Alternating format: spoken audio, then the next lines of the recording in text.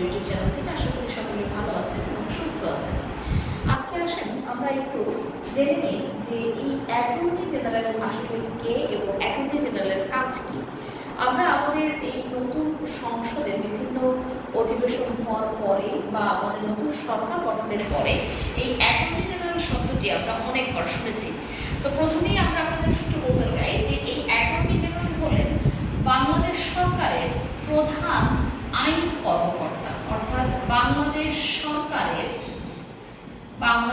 সরকারের প্রধান আইন কর্মকর্তা।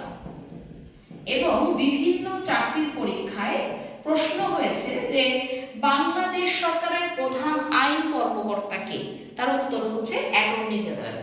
এবার আমাদের মনে প্রশ্ন জাগে যে এই আইন কর্মকর্তার কাজ কি। মনে রাখবেন এই আইন কর্মকর্তা হচ্ছে বাংলাদেশ সরকারকে বিভিন্ন আইনি পরামর্শ দিয়ে থাকে। এই অ্যাটর্নি জেনারেলের যোগ্যতা কি? অবশ্যই সুপ্রিম কোর্টের একজন আইনজীবী হতে পারবেন এমন একজন যোগ্যতা সম্পন্ন লোক হচ্ছেন এই অ্যাটর্নি জেনারেল, এবং ওনাকে নিয়োগ দিয়ে থাকেন রাষ্ট্রপতি। অর্থাৎ এই অ্যাটর্নি জেনারেলকে নিয়োগ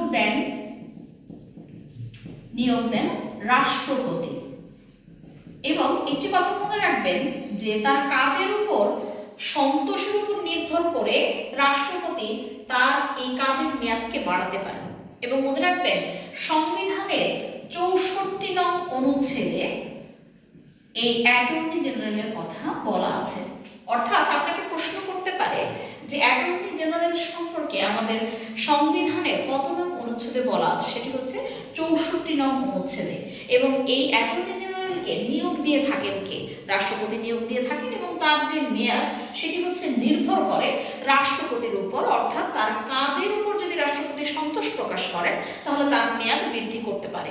এবং আপনি এখানে উল্লেখযোগ্য বিষয় হচ্ছে বাংলাদেশ সরকারের প্রধান আইন কর্মকর্তা সে, অর্থাৎ বিভিন্ন মামলায় আইনি পরামর্শ দিয়ে থাকেন এই অ্যাটর্নি জেনারেল।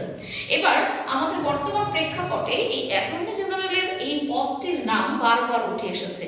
তো সামনে যে পরীক্ষাগুলো রয়েছে অবশ্যই এই অ্যাটর্নি জেনারেল একটি ভালো প্রশ্ন হতে পারে। সকলকে ধন্যবাদ, ভালো থাকবেন, সুস্থ থাকবেন।